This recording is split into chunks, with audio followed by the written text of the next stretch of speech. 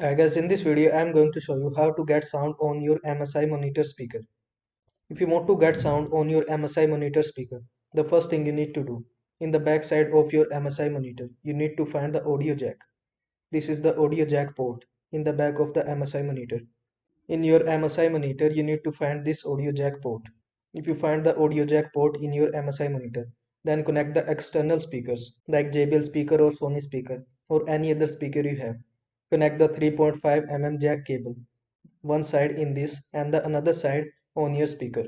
When you connected the speaker to your monitor, then you will get sound on your MSI monitor speaker.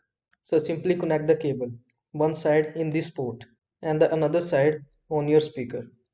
But remember one thing, some speakers support 3.5 mm audio cable, but some speakers support another cable for that. So make sure your speaker support 3.5 mm jack cable or another cable.